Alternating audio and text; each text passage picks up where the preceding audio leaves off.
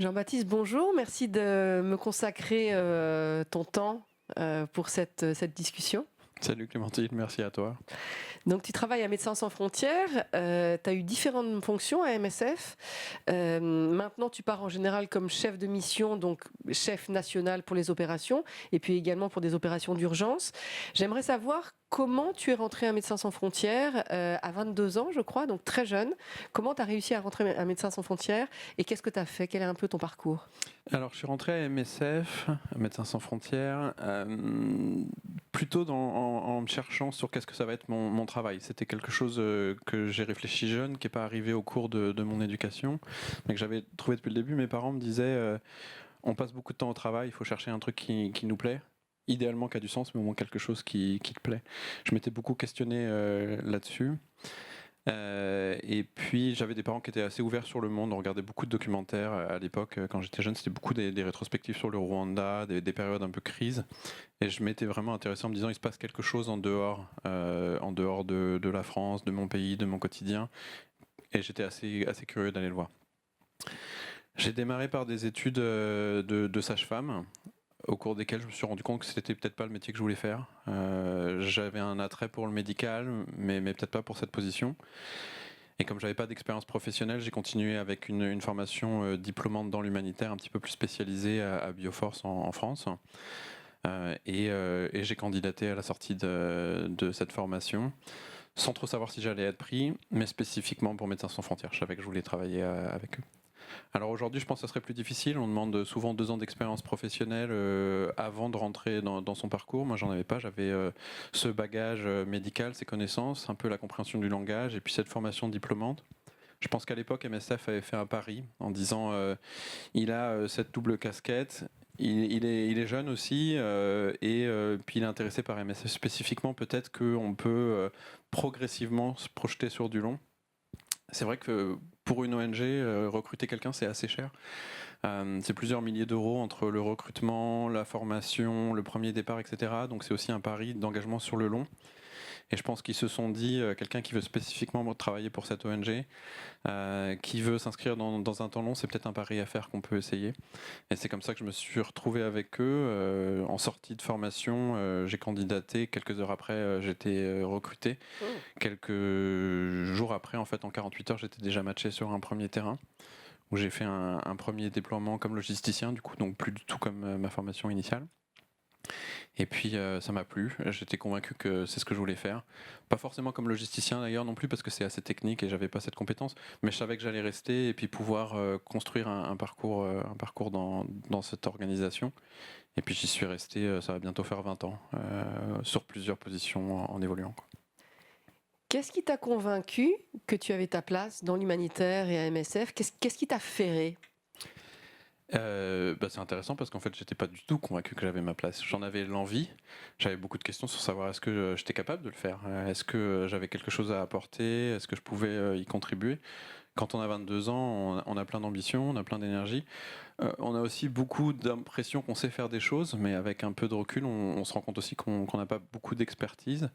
Et puis très vite, on se rend compte quand on travaille avec des personnes qui sont plus âgées, qui ont plus d'expérience. Donc il y a beaucoup une question de savoir est-ce qu'on va avoir quelque chose à apporter. Alors, ce qui m'a quand même beaucoup plu chez Médecins sans frontières et qui m'a un petit peu retenu, c'est que ça retrouvait. Je voulais bosser pour Médecins sans frontières particulièrement, et eux, parmi d'autres, mais ils ont vraiment cette approche où c'est pas une organisation qui fait de l'humanitaire, c'est pas une organisation humanitaire, c'est une organisation qui a des actions qui s'avèrent être humanitaires, mais qui a son projet, qui a sa motivation, son objectif, et ça s'avère être de l'humanitaire. Mais c'est pas une industrie où ils l'abordent pas comme une industrie, un métier qu'on pourrait faire avec n'importe quelle organisation. C'était moins un métier, plus qu'un engagement. Un investissement, et ça m'a beaucoup plu avec eux, et je me suis retrouvé là-dedans en me disant bah parfait, je pense que je peux grandir, je peux apprendre, et je vais pouvoir m'y retrouver. Et c'est quelque chose que je retrouve encore, et c'est pour ça que je suis toujours avec eux. Je pense qu'après 20 ans, j'ai acquis des compétences, un peu d'expérience, probablement que ça pourrait être transposé ailleurs, mais en fait je me suis retrouvé dans un projet plus que dans un métier, et dans une ambition. Donc, ce que j'entends de ce que tu dis, c'est le sens de la mission de MSF. Comment est-ce que tu définirais cette mission et cette identité propre à cette organisation? Je suis pas sûr d'avoir la réponse, mais j'ai peut-être ma vision des choses. Après, je pense que c'est quelque chose qui est très difficile à définir. Il y a beaucoup de gens qui ont essayé de définir qu'est-ce que c'est l'humanitaire, qu'est-ce que c'est MSF. Et d'ailleurs, on entend souvent des gens, quand on parle d'opération, dire ça c'est pas MSF. Et ce qu'on nous apprend à dire, c'est il n'y a pas de ça c'est MSF, ça c'est pas MSF. MSF, ça peut être beaucoup de choses. C'est plutôt un élan, une vocation et quelques principes un peu fondateurs. Il y a, à mon sens, quelque chose qui me plaît, qui est important, c'est que ça reste quand même une organisation médicale. C'était quelque chose qui était important pour moi. Il y a plusieurs façons d'aller aider les gens. Cet aspect-là me plaisait. Je pense qu'il faut regarder aussi qu'est-ce qui nous attire et qu'est-ce qui nous plaît dans les façons d'aider les autres. On peut se retrouver dans de la protection et puis plutôt un caractère légal ou un caractère d'assistance. On peut se retrouver dans de l'eau, on peut se retrouver dans de la nourriture. Le côté soin médical, proche de l'intégrité physique des hommes, me plaisait beaucoup. Ce que j'aime chez MSF dans leur identité, c'est qu'ils ont aussi un niveau avancé dans ce domaine. Je pense que c'est pas juste une petite assistance rapide. C'est des soins de santé secondaires, tertiaires. On va parler de bloc opératoire, on va parler de lit d'hospitalisation, on va parler de procédures complexes. Et ça me plaît aussi que ça soit pas juste quelque chose de bienveillant, mais d'assez simple. Pas que c'est pas utile des fois d'aller juste distribuer des choses, mais aussi de s'investir en profondeur sur des actions complexes qui sont lourdes, que tout le monde n'a pas forcément l'expertise de faire. Ça me plaît beaucoup et je trouve que ça représente bien MSF aussi. Parmi tous ces différents métiers, donc j'entends que tu as commencé comme logisticien, ce qui a du sens par rapport au métier de sage-femme, parce que tu as quand même, en tant que log, cette capacité à organiser le soin. Néanmoins, c'est varié, c'est différent de ta formation première. Quels sont les différents métiers que tu as exercés à Médecins sans frontières et quelles sont les spécificités de chaque métier par rapport à ton identité?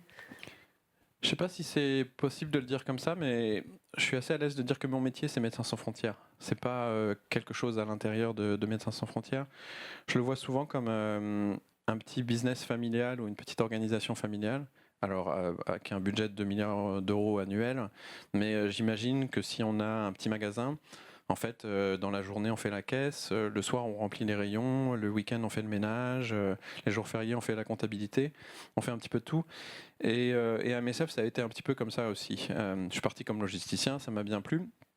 Mais entre deux contrats terrain, j'ai travaillé à la collecte de fonds en France parce qu'il faut essayer de. Ça me permettait de comprendre d'où vient l'argent, mais c'est aussi des choses qu'il faut faire et participer, faire rentrer l'argent. Il y a des fois où j'ai travaillé comme assistant de direction. Alors il fallait prendre des rendez-vous, organiser des agendas, faire des minutes. C'était extrêmement enrichissant aussi parce qu'on travaillait avec des gens à responsabilité sur des décisions, mais le boulot était assez simple. Et même si j'avais des ambitions diverses, j'étais très content de faire ces rôles-là. Puis de repartir après comme coordinateur de projet sur un projet particulier pour pour encadrer des équipes. Donc pour moi, le métier, c'est Médecins sans frontières. Je me suis retrouvé au fur et à mesure, un peu parce que j'avais pas de compétences très spécifiques de technicien logistique ou de médical dans la branche qu'on appelle opérationnelle, qui s'occupe en priorité de la définition de la stratégie et puis de la gestion de la sécurité. Même si en fait c'est le travail que tout le monde fait. Je disais, on fait un peu tous le même boulot.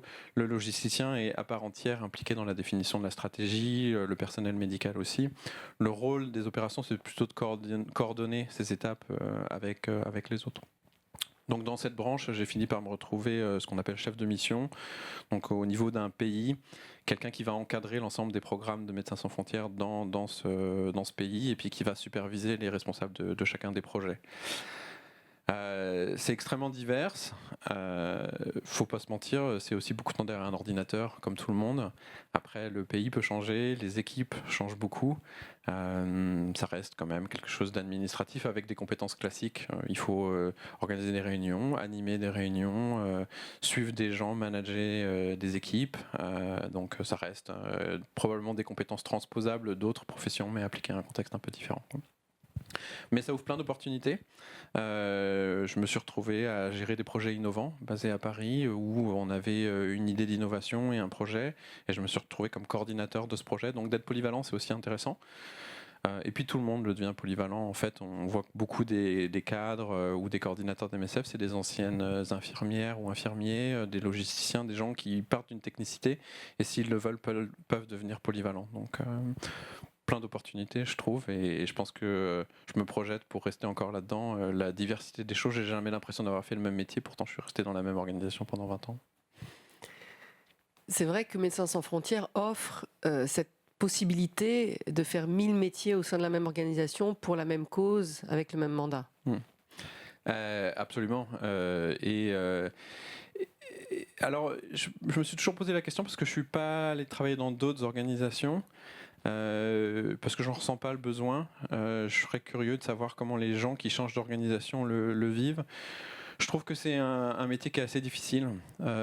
Tous les métiers sont difficiles, mais celui-là l'est aussi.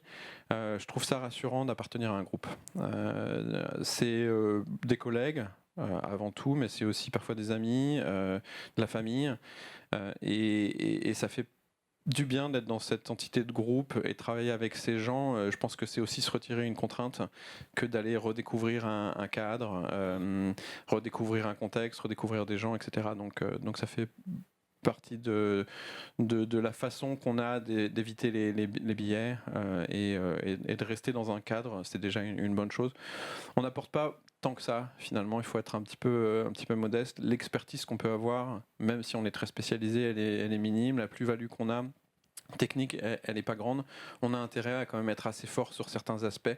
Bien connaître son organisation, c'est déjà pas mal pour pouvoir apporter un petit peu plus. Bien connaître son contexte, c'est bien. Et on pourra apporter un petit peu plus, rester plus longtemps, ça aide. Je trouve que ça a été formateur pour moi au début de changer de pays, de faire des plus petites missions et puis d'aller dans un pays et dans l'autre. Je me suis rendu compte que assez vite, il y a besoin de se spécialiser ou de pouvoir apporter quelque chose. Donc j'ai fini par travailler sur 2 pays en particulier, le Congo, la République démocratique du Congo et Haïti. Et au bout de quelques années, je commençais à me dire, ok, je peux apporter une petite plus-value parce que je commence à maîtriser un petit peu plus le contexte, etc. Et pareil avec MSF, au bout de quelques années, je me disais, je commence à connaître l'organisation et je peux apporter un petit peu plus. Mais quand on vient 3 mois dans une organisation qu'on découvre, dans un pays qu'on découvre, finalement, la chose qu'on apporte, elle est beaucoup moindre. Et elle reste pour nous très enrichissante, mais ce qu'on est capable de délivrer à la fin est moins important. Et il ne faut pas se priver de recevoir des choses et de nouvelles expériences, mais il faut quand même être un petit peu conscient du fait qu'on est là aussi pour apporter quelque chose et qu'on va avoir besoin de faire un effort de se spécialiser ou de s'habituer, de développer des capacités qu'on peut apporter ailleurs. Donc pour reformuler, peut-être ce qui est important aussi, c'est de s'ancrer dans le temps et sur du moyen terme, même dans l'urgence, c'est-à-dire de ne pas se priver et de ne pas priver l'organisation, de rester 1 an, 2 ans, 3 ans au même endroit, même si on est sur des opérations d'urgence, parce que ça apporte autre chose, ça nous apporte autre chose, mais ça permet aussi d'acquérir tout un tas de compétences qu'on n'a pas quand on est déployé sur 3 mois. Absolument. Alors, je pense qu'il y a une valeur intrinsèque à notre statut d'étranger qui va dans un pays, c'est qu'on peut nous changer facilement. Et ça joue, pour faire une comparaison avec la logistique, un peu comme un système électrique où on a un disjoncteur en début de circuit. Quand il y a un problème, c'est lui qui saute. Et c'est un peu ça, je trouve aussi, qu'on peut apporter par notre statut d'étranger. S'il y a un problème, on peut endorser la responsabilité, le risque et sauter. On reviendra peut-être plus dans ce pays, mais on aura protégé l'ensemble du système qui était derrière. On n'a besoin d'aucune qualification à part celle d'être étranger.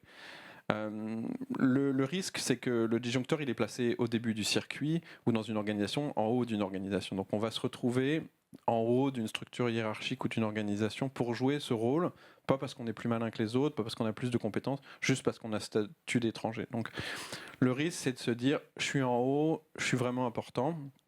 Et il faut se rappeler qu'on est en haut juste parce qu'on n'est pas important, justement, et qu'on peut sauter. Mais comme on n'est pas important, va falloir aussi essayer de développer une forme d'utilité et d'être un peu plus important que juste cette personne qui peut sauter. On se retrouve sur des positions importantes. Et je trouve que c'est ça. Il ne faut pas se priver de rester sur du long, d'apprendre ses compétences et puis de finir par trouver à apporter quelque chose. Donc il faut vite développer des bonnes compétences. Il faut être quelqu'un qui est capable de manager correctement, d'avoir un management sain, d'apporter une stabilité à l'équipe. Il faut trouver d'autres formes d'utilité parce que les gens sur place vont avoir beaucoup plus de connaissances du contexte que toi, ils vont être plus habitués, beaucoup plus d'expertise technique. Il va falloir trouver une niche, un rôle, et c'est quelque chose qu'il faut s'interroger avant. Qu'est-ce que je vais pouvoir apporter? Comment je vais pouvoir l'apporter? Donc il y a des compétences qu'on peut développer, qui sont utiles et qu'il faut mettre en place. Il va falloir trouver lesquelles on va pouvoir développer et amener. Tu as travaillé pour Médecins sans frontières sur un projet d'innovation. L'innovation, la recherche et le développement fait partie intrinsèquement de l'identité de MSF. Est-ce que tu peux m'en dire un petit peu plus sur ce projet d'innovation et les projets d'innovation en général à MSF? Alors c'est vrai que l'innovation médicale, c'est quelque chose dont MSF revendique l'intérêt et met les moyens pour le faire. À mon sens, ça participe à l'idée que Médecins sans frontières ne fait pas de l'humanitaire, mais s'engage pour une action particulière à laquelle elle croit, qui s'avère être de l'humanitaire. Et on va mettre les moyens pour y répondre et pour aller jusqu'au bout. Donc si on s'engage sur une cause, un problème de malnutrition dans un pays particulier, on va amener une réponse qui peut être stéréotypée, mais on va surtout s'intéresser au contexte, aux facteurs de cette cause, au blocage, et on va aller chercher des solutions particulières et spécifiques à ce problème. Et on ne va pas juste copier-coller la réponse qu'on aurait fait ailleurs, on va s'intégrer. Mais quand on creuse un peu cette spécificité, on se rend compte qu'il y a des choses qu'on peut amener, qui peuvent être plus profondes, qui vont demander du temps et qu'on peut développer. Et c'est là-dedans qu'on a vu naître des idées comme des laits thérapeutiques, des nouveaux protocoles médicaux, qui ensuite peuvent après être développés ailleurs. Mais c'est dans cet intérêt spécifique pour le problème qu'on va développer des solutions plus que du copier-coller de systèmes. En l'occurrence, Médecins sans frontières, sur le projet que j'avais développé, s'était intéressé au problème des maladies qu'on appelle non-communicable ou chroniques, mais qui ne peuvent pas être transmises, comme le diabète, les maladies cardiaques, etc. On se rend compte que c'était des médicaments qui commençaient à manquer. Et Médecins sans frontières s'était dit pourquoi on ne ferait pas, dans la lignée des pharmacies en ligne qui se développent, une pharmacie en ligne à but non lucratif. Et donc on a essayé de rechercher un peu dans le système de la pharmacie comment on pouvait aller travailler sur des nouvelles façons d'apporter des soins et des médicaments. Mais il y a plein de façons de faire de l'innovation médicale, en adaptant des protocoles médicaux, en développant des nouvelles molécules, en réutilisant d'autres molécules. Donc, et c'est quelque chose que je trouve est très important que l'organisation fasse et qu'on continue de faire. Qu'on ne fasse pas juste du copier-coller et qu'on ne travaille pas juste avec des standards en répliquant le même modèle. Chaque problème est unique, chaque situation est unique. Chacune va développer des nouvelles façons qui vont pouvoir être transposées, mais il faudra en chercher de nouvelles constamment. Si je prends deux aspects très différents du travail que tu as pu faire à Médecins sans frontières, donc d'un côté le fait d'être déployé dans des opérations d'urgence et de crise extrême, et d'un autre côté le travail plutôt orienté innovation, recherche et développement, où est-ce que le Jean-Baptiste se retrouve et dans quelle mesure est-ce que chacun de ces aspects répond véritablement à ta personnalité et à ta capacité d'offrir quelque chose à l'institution? Que ça soit pour l'urgence ou que ça soit pour l'innovation, c'est pas Jean-Baptiste tout seul qui fait une urgence ou c'est pas Jean-Baptiste tout seul qui fait une innovation. Mon rôle, il est extrêmement minime finalement dans tout ça. Dans une réponse d'urgence, ça va être des centaines de personnes qui sont déployées, de l'international, des milliers de collaborateurs de ce pays qui vont être là. Moi, je vais être quelqu'un derrière un ordinateur qui répond à quelques emails et je suis pas la personne qui fait l'urgence. C'est un peu pareil pour l'innovation, je vais avoir un rôle spécifique à un moment dedans, mais je suis finalement qu'une partie d'un tout. Le lien entre tout ça, c'est que je fais partie de la même organisation qui applique ces différents aspects. La curiosité d'entendre ce qu'on a tous ensemble fait sur l'innovation, on a tous ensemble fait sur l'urgence, ça m'enrichit, ça me rend fier aussi de voir qu'il y a des gens qui font tout ça et que je peux essayer d'apporter une petite chose. Mais je suis ni l'un ni l'autre, je suis qu'un élément de tout ça à la fois ou à des moments donnés. Donc finalement, c'est pas si différent. On fait partie d'une organisation et on se met à son service. Et quel que soit le projet, on est un élément et un collègue parmi d'autres. Il n'y a pas si grande différence que ça. Exactement. Je pense que ce qu'il faut avoir en tête, c'est que c'est important d'être extrêmement modeste sur ce qu'on fait. On est souvent, notamment quand on rentre à la maison, mais à travers les médias ou dans les discours de nos familles, on est parfois glorifié, on est posé sur une position un peu de héros. Il y a beaucoup de gens qui voudraient faire la même chose ou qui reconnaissent que c'est bien. On est loin d'être des héros. On reçoit énormément plus qu'on donne. En général, l'accès à visiter des endroits qui sont inaccessibles, de rencontrer des gens qu'on ne peut pas rencontrer, de faire des activités multiples et variées, c'est une richesse. Ce qu'on apporte est finalement très modeste ou très petit. On fait la même chose que d'autres, on envoie des emails, etc. Donc il faut rester très, très, très modeste sur ce qu'on fait. Il ne faut pas se priver non plus de recevoir un peu les compliments et les félicitations de tout le monde, c'est quelque chose de bien, mais il faut garder un peu la tête sur les épaules, notamment parce que c'est quand même assez dangereux. La capacité de développer un ego est renforcée, on risque de se retrouver dans des biais et des travers qui sont liés à cet ego. C'est propre au milieu associatif en général, hein. Je trouve que c'est pas que le milieu humanitaire, mais on se retrouve propulsé à des positions importantes, beaucoup plus importantes que dans le privé, parce qu'il n'y a pas assez de monde, parce qu'il y a moins de cadres, etc. C'est pas parce qu'on est meilleur, c'est aussi plutôt structurel.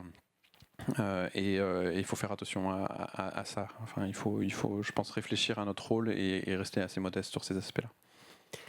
Comment est-ce que toi, tu arrives à gérer cet écart entre la perception que tes proches peuvent avoir de ce que tu fais, tu parlais de glorification, et puis comment toi tu le vis par rapport notamment aux limites de ton action?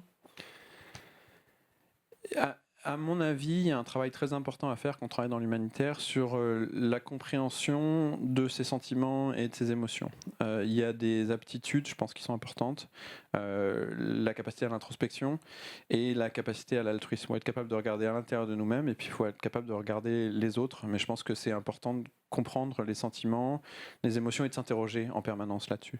Je suis régulièrement, je me rends compte à me poser la question sur mes émotions, mes sentiments et à observer les autres et à retrouver, tiens, j'ai l'impression qu'il est dans les mêmes travers que j'ai pu l'être. Sûrement que j'étais dans ce travers, en fait. Quand je regarde les autres et que j'ai tendance à les juger, je reviens vers moi en disant, mais en fait, je faisais la même chose. Et je pense qu'il faut être observateur et il faut arriver à se rapporter le même jugement. Mais c'est une invitation qui est utile pour tout le monde, mais à la philosophie, à prendre le temps, à écouter. Je pense que c'est important de revenir un peu, de réfléchir sur ce qu'on a fait, pourquoi on l'a fait, etc. Donc prendre le temps de réfléchir. Puis avec le temps, on mûrit aussi, je pense. Donc s'inscrire dans un parcours long, c'est intéressant parce qu'on voit comment on évolue et puis on s'améliore avec ça. C'est chouette, je pense, de faire des petites missions, une ou deux. C'est extrêmement plus utile et plus intéressant de rester longtemps si on en a envie, quoi. Comment est-ce que tu arrives à te garder justement cet espace de réflexion et de prise de recul concrètement? Je m'offre des temps de repos entre chaque mission. Alors en France, on a un petit avantage, on peut toucher le chômage, on a un système de sécurité sociale qui est assez fort, donc ça nous le permet, mais je pense qu'il faut essayer de le faire, de ne pas repartir comme ça régulièrement, sans prendre le temps. Si je vais partir 6 mois, je vais essayer de prendre 2-3 mois de repos entre les deux, juste pas 2 semaines. Idéalement avec un peu d'amis et d'entourage, mais aussi avec des moments plus calmes de repos. De ne pas avoir le rythme tout le temps très long. Bon, pour tenir sur la durée, c'est idiot, mais il faut ralentir aussi des fois. Donc prendre ces moments. Et puis c'est pareil, quand on part à l'étranger pour travailler avec Médecins Sans Frontières, essayer de prendre un peu ces moments de repos, de recul. Moi j'ai besoin de sommeil, je le sais, je fais attention à dormir et à me poser ces moments, mais aussi à rester seul un petit peu, de prendre des moments, de pas tout le temps être stimulé, entouré, etc. Il faut arriver à trouver un bon équilibre personnel. Et puis il faut faire un petit effort proactif, il faut se demander quand même, attention, pourquoi j'ai fait ça, etc. Je pense qu'il ne faut pas juste se laisser couler de temps en temps. Il faut essayer de se le rappeler, de le faire. Et ça devient une dynamique, ça devient un petit réflexe de régulièrement s'interroger. Mais finalement, on est tout le temps en train de regarder les autres, de les observer, de les juger. Et je pense que c'est la bonne opportunité. À chaque fois qu'on juge l'autre, on se dit mais comment j'aurais fait ça? Est-ce que ça ne voulait pas dire que je faisais la même bêtise avant, etc. Et puis de prendre ce recul, ça devient une petite habitude, mais on a l'opportunité de tous les jours de le faire. Donc. Parce que c'est vrai de l'extérieur, on pense que c'est parfois plus facile de partir. Or, une fois qu'on est dans le système humanitaire, la difficulté, c'est d'appuyer sur pause. C'est beaucoup plus facile de continuer à partir et à courir après la prochaine mission. Et c'est le risque. Il y a un côté addictif, purement biologique, il y a l'adrénaline. Il y a aussi ce côté, on est très glorifié, etc. Donc on a envie de repartir pour garder un petit peu cette chose-là. Il y a aussi un moment où il faut faire attention. Après 20 ans à Médecins Sans Frontières, j'ai pas envie de partir, mais je me rends compte que ça me demanderait un travail assez important pour essayer de trouver ce que je veux faire. Pas que j'aurais pas envie de faire autre chose, mais aujourd'hui je me demande vraiment ce que je pourrais faire d'autre, et ça va me demander un petit effort. Donc c'est bien de prendre le temps, de pas tout le temps être dans le rush, pouvoir avoir un moment l'espace de le faire et de réfléchir qu'est-ce qui me plairait d'autre, qu'est-ce que je voudrais faire d'autre, etc. Je pense que c'est sain aussi de le faire un moment, d'aller comparer ailleurs, de voir ailleurs, d'autres ONG, de temps en temps alterner un petit peu les travaux. J'ai beaucoup de collègues qui enchaînent d'autres travaux, il faut essayer de garder cette dynamique. Si on ne le fait pas, si on n'alterne pas régulièrement, il faut au moins avoir un rythme un peu ralenti pour avoir la capacité de débrayer et puis de faire cette réflexion le jour où on en a besoin, quoi. Est-ce qu'il y a un souvenir particulier de terrain qui t'a marqué et que tu aimerais partager? Il y en a 1000 des souvenirs, et puis ils ont tous la même valeur. Il y a des moments où j'ai pleuré, il y a des moments où j'étais content et heureux. Je pense que pour moi, on a les mêmes émotions dans une vie en France qu'on a les émotions à l'étranger dans une mission MSF.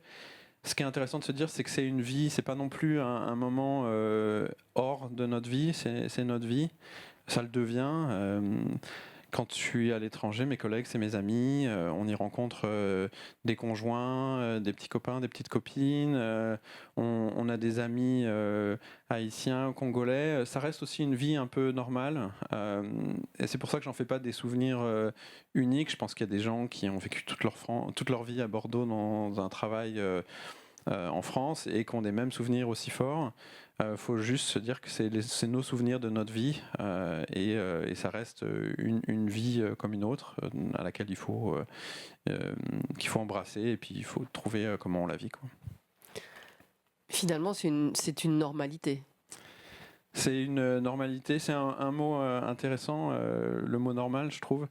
Je me mets souvent la pression quand je travaille en me disant faut que je sois le meilleur, faut que je sois bon. En fait, être normal, c'est déjà pas mal. C'est une bonne chose d'être normal. Dans des contextes difficiles et anormaux, être normal, ça ramène de la stabilité. On est entouré parfois malheureusement de gens qui sont là pour des mauvaises raisons, ou qui vont avoir du mal à rester dans cette normalité. Ça devient difficile. Être normal, c'est vraiment un plus déjà. Être quelqu'un de normal, de stable, de calme, c'est pas facile à maintenir, c'est pas facile à faire en fait, et c'est un bon objectif. Sans s'en mettre trop, je pense que c'est une bonne base de départ. Comment est-ce que tu as réussi et comment est-ce que tu réussis encore à gérer tes relations personnelles et intimes quand tu pars d'une mission à l'autre et que tu as une mobilité géographique très forte? C'est une question, je pense, fondamentale pour tout le monde, ou en tout cas très importante dans la vie de tous les gens qui travaillent à Médecins sans frontières. Partir sur des petites missions, c'est utile. Partir sur des longues missions, c'est enrichissant et c'est encore plus utile. Mais quand on part plus longtemps, il se pose la question de notre vie de couple. Il y a besoin de communiquer beaucoup, je pense, et que l'autre comprenne un peu ce qu'on fait. C'est possible de partir longtemps avec quelqu'un qui reste en Europe, mais il faut que ça soit bien discuté avant. Il faut aussi, je pense, être assez mature dans son couple avant de partir. Des relations nouvelles vont avoir beaucoup de mal et ça va peut-être être un peu plus difficile. Je pense qu'il faut prendre le temps d'avoir mûri un peu son couple, d'avoir aussi appris à vivre avec un peu de distance, et avec une bonne communication, on peut le faire.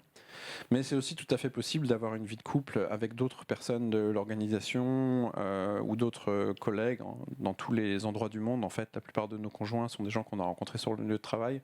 Ça ne change pas à Médecins sans frontières. Je pense qu'il faut faire attention. On vit et on travaille avec nos collègues. On va souvent se retrouver dans les mêmes maisons et les mêmes bureaux. Donc il y a une notion de respect qui est importante pour nos autres collègues. Et puis pour nos partenaires à ce moment-là, dans ces missions-là.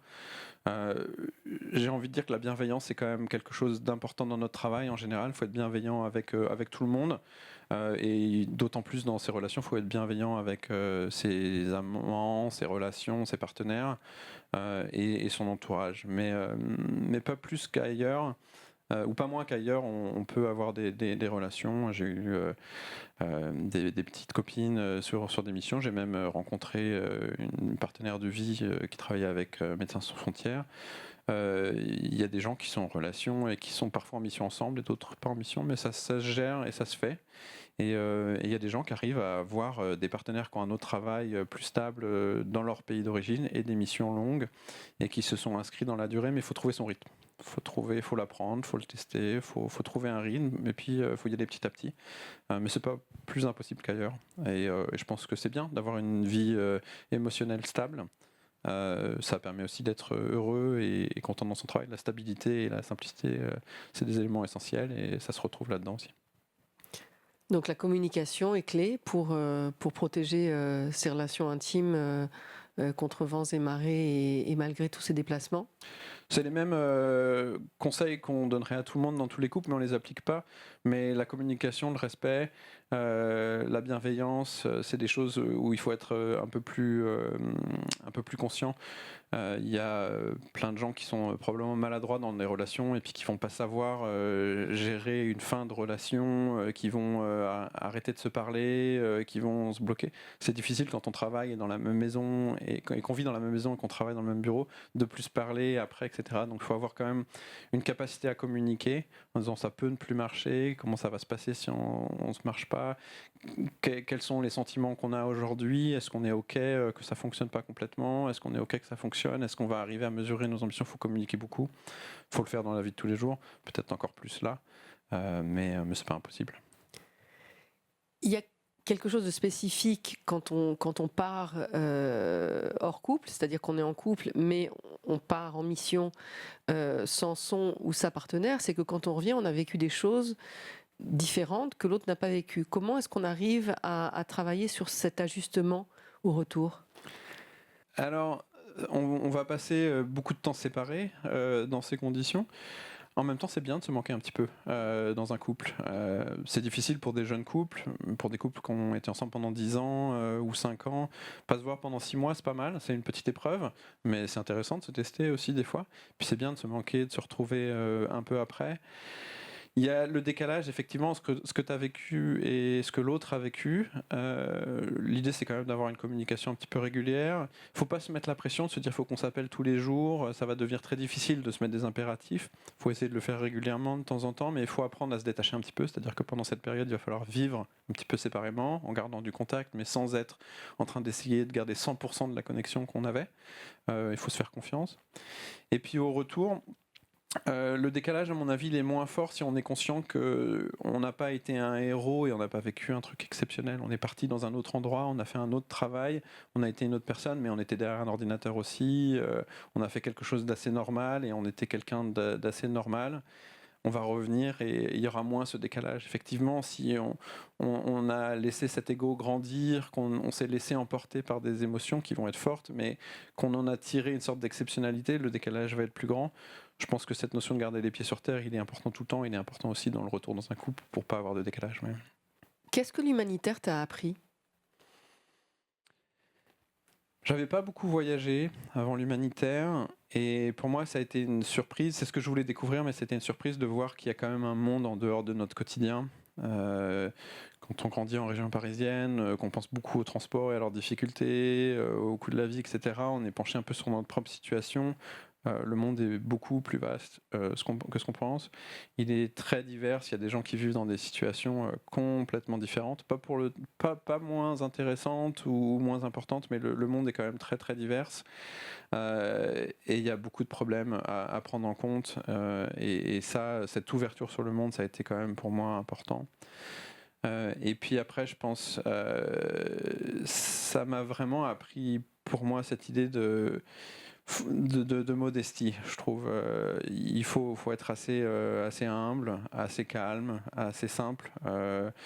Et je l'ai découvert finalement à travers cette activité en me disant qu'il y a plein de gens qui vivent plein d'autres choses. On n'est qu'une petite chose dans cette histoire, le monde est beaucoup plus grand. Et puis ça m'a donné envie de me calmer aussi pour gérer mon stress, il a fallu que je me calme. Et ça fait du bien de se calmer. Et je trouve que c'était un bon apprentissage de la vie finalement. Qu'est-ce qui s'est avéré difficile pour toi dans l'humanitaire ? Au début, c'est forcément un peu dur. J'avais des hésitations à partir, à quitter un peu cet ancrage, à vouloir garder un lien. Et puis en fait, je me suis rendu compte qu'il n'y a rien d'irréversible.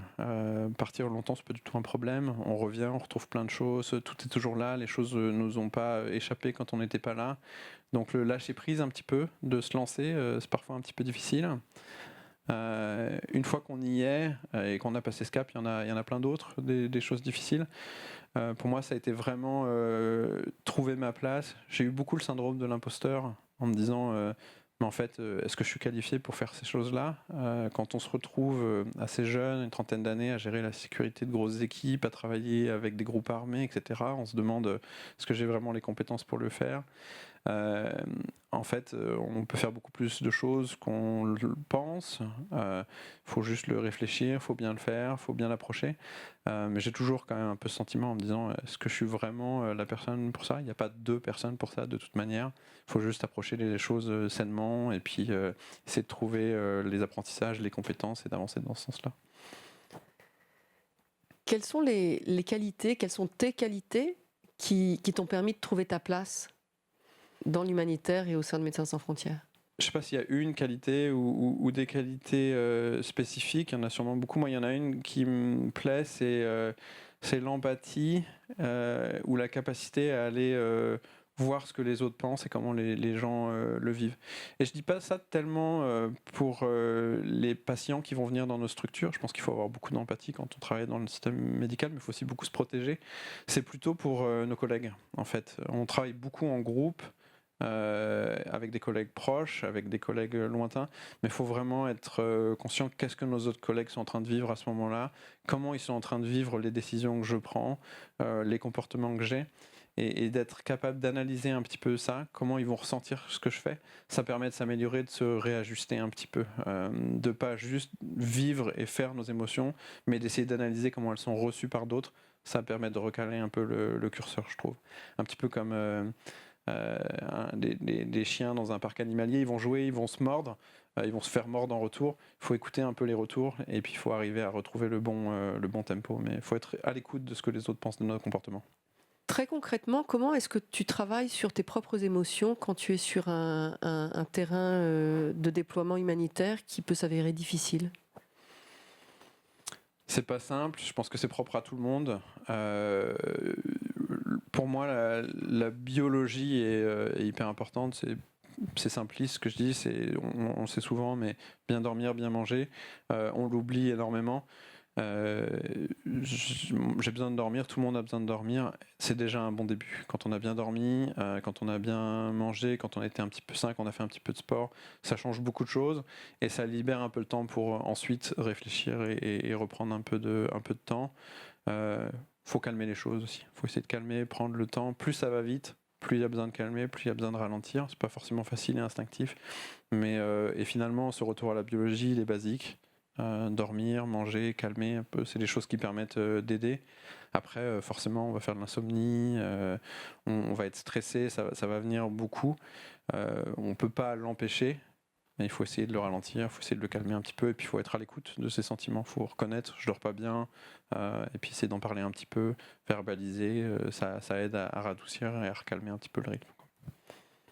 D'accord, donc être vraiment en conscience, se connaître et être attentif à ce qui nous fait un écart par rapport à notre normalité, donc notamment des problèmes de sommeil qu'on n'aurait pas habituellement, des problèmes de digestion qu'on n'aurait pas habituellement, des problèmes de stress, des idées noires, ce genre de choses. Être en conscience, c'est un bon mot. On va foncer tête baissée, on va aller sur un objectif.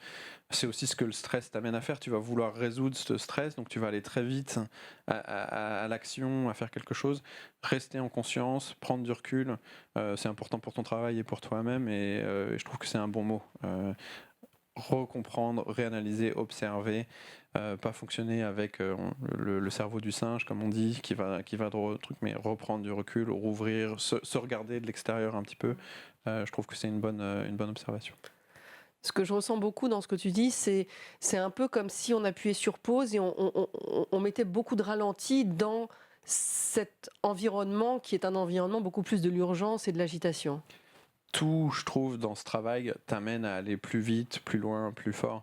Il y a une culture de l'urgence. En général, à Médecins sans frontières et dans beaucoup d'organisations, il y a un impératif de l'urgence, mais il y a aussi des stimuli importants, de l'excitation, il y a énormément d'adrénaline, il y a plein de choses qui t'amènent à aller plus vite, même l'ego qui est nourri par les retours positifs, tout ça, ça t'amène à en faire plus, il y a quand même un encouragement à l'accélération, et donc ce ralentissement, il est important à retrouver régulièrement, retrouver de la normalité, remettre dans des cadres un peu plus normaux, c'est fondamental.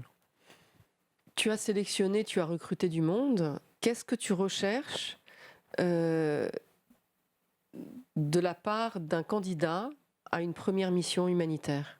La modestie me touche beaucoup, dans le sens où c'est des gens qui sont capables, je trouve, d'analyser.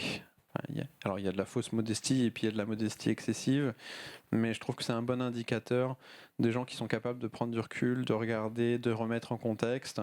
Et non seulement c'est indicatif d'une certaine philosophie, de gens qui arriveront à se positionner, mais aussi je trouve un indice de gens qui arrivent à prendre un peu du recul et à regarder dans un ensemble. Ça va être des choses importantes. Ensuite, il faut être un peu terre à terre, un peu pragmatique, des gens qui sont pas tellement dans, il faut de l'enthousiasme et de la motivation, mais qui sont pas dans l'excès, qui sont pas dans la recherche d'aventure, etc. Quoi. Des gens qui vont avoir un projet concret, une ambition sincère, mais qui vont le faire de manière réfléchie, avec stabilité et calme. Je pense que pour moi, des gens qui sont capables de stabilité, capables de poser les choses, ça va être important. Et puis après, je pense qu'il faut des gens quand même bienveillants qui vont être capables de travailler dans une équipe, qui vont s'intéresser à l'autre. C'est sûr qu'il y a l'ego, ça aide à faire beaucoup de choses, à pousser des murs, etc. Mais sur le long terme, il y a quand même besoin de prendre soin un peu des autres, des équipes. Ça fait beaucoup de casse quand on fonce baisser sans s'intéresser des autres. Et je pense qu'il faut respecter un petit peu l'environnement collectif. Des gens qui s'intéressent à l'autre, c'est important. Donc finalement, beaucoup de qualités humaines. C'est fondamental, je pense. Dans les écoles qui forment à l'humanitaire ou d'autres domaines, on parle beaucoup des soft skills. Je trouve qu'on en parle sans vraiment aller trop profondément dedans. On les sélectionne parfois. C'est des choses qui peuvent se développer en fait. Il y a la philosophie, la sociologie, toutes ces choses-là, c'est des choses qui amènent à développer ces soft skills. C'est un domaine fondamental. Il faut avoir des capacités techniques, il faut avoir beaucoup de qualités humaines et on peut les développer. Et c'est pas juste quelque chose qu'on tique, c'est quelque chose qui doit se travailler au quotidien, sur le long terme et en continu. Quels seraient les conseils que tu donnerais aujourd'hui au Jean-Baptiste de 22 ans?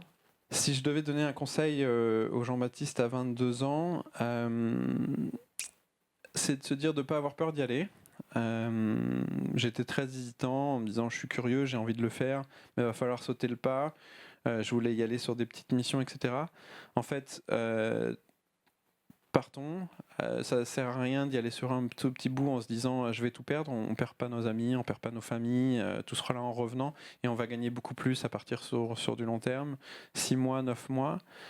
Mais il ne faut pas se mettre la pression non plus d'aller dans des endroits qui sont sous le feu de l'action. Je pense qu'il y a des très belles expériences à faire avec Médecins sans frontières ou des projets humanitaires dans des endroits qui sont moins connus, des projecteurs. Il y a plein de choses très importantes à faire dans des endroits où on parle peu. C'est peut-être même là où il y a le plus de choses à faire. C'est plus calme. C'est moins de pression et c'est la recherche de l'adrénaline, d'aller se dire je vais travailler dans les endroits dont on parle au journal télé, c'est peut-être pas le bon truc pour démarrer. Et puis finalement, au bout de 20 ans, c'est toujours pas les endroits où j'ai envie d'aller. Je préfère aller dans des projets dont on parle peu, qui sont moins médiatisés, mais où il y a autant de choses à faire et qui sont aussi très importants. D'accord. Donc le fait de ne pas avoir peur de partir sur des plus longues durées, donc ça c'est un élément fort parce qu'effectivement il se passe beaucoup de choses en un an quand on part dans l'humanitaire, mais quand on revient il n'y a pas forcément énormément de choses qui se sont passées à la maison.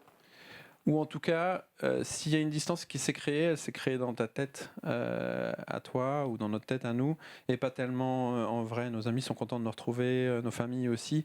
Elle n'est pas physique ou véritable, elle est psychologique, la distance qui s'est créée. Et si on a envie de garder ce lien et ce contact, c'est tout à fait possible. C'est des création mentale qu'on se met cette distance. Il n'y a pas de raison qu'elle soit là. Un an, c'est court. Et tout ça, c'est très facile à garder. C'est plus nous qui nous l'imposons ou nous le faisons croire que ça existe, cette distance. D'accord. Et donc, effectivement, il y a beaucoup de crises humanitaires dans le monde qui ne sont pas couvertes par l'actualité, dont on parle peu, qui sont, pour lesquelles on est sous-informé et pour lesquelles il y a énormément de choses à faire. C'est un phénomène intéressant. Il y a plein de choses à faire. On trouve souvent des difficultés à retrouver des gens qui veulent y aller. Par contre, quand il y a une crise qui est au journal télé, tout le monde veut y aller. Il y a beaucoup de candidats au départ. Il faut s'interroger sur les raisons qui nous amènent à aller sur ces crises-là plus que d'autres. Pourquoi est-ce qu'on veut partir sur la crise qui est passée au journal de 20 heures et pas sur l'autre? Et puis, en fait, elles sont toutes très importantes, elles sont toutes très enrichissantes, voire on s'épanouira peut-être plus sur des problèmes ou des causes oubliées, ou on se passionnera plus pour des causes oubliées parce que nos motivations d'y aller seront différentes et peut-être d'une nature qui va être plus importante, plus intense. Je dis pas qu'il faut pas aller sur les crises médiatisées, et puis il y a des fois il y a des besoins, on va devoir y aller. Mais il faut s'interroger sur le pourquoi on y va, et il y a plein de raisons de partir, il y a plein de terrains dont on ne parle pas qui offrent ces raisons autres pour y aller et s'investir. Est-ce que tu aurais un conseil de lecture à partager avec moi? Alors, il y a plein de choses à lire, et puis ça va dépendre un peu de l'affinité de tout le monde. J'ai peut-être deux conseils. Moi, je trouve que le roman... c'est pour moi quelque chose j'aime beaucoup lire des romans dans les pays où je vais. Je trouve que rajouter un petit peu du rêve et puis de la légèreté, c'est hyper important. Après, si on va parler de lecture plus professionnelle, je pense qu'il y a beaucoup d'ouvrages professionnels, techniques, etc. qui existent. Je pense qu'il faut quand même s'intéresser au cadre humanitaire. C'est quand même un environnement normé, cadré, et avec des règles qui existent. Si on doit commencer quelque part, il y a le dictionnaire de l'action humanitaire de Françoise Pouchet-Soigné qui existe, qui est une bonne entrée en matière.